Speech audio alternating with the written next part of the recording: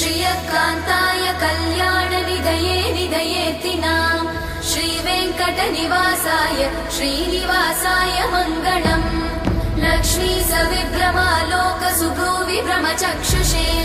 चक्षुषे सर्वलोकानां वेङ्कटेशाय मङ्गलम्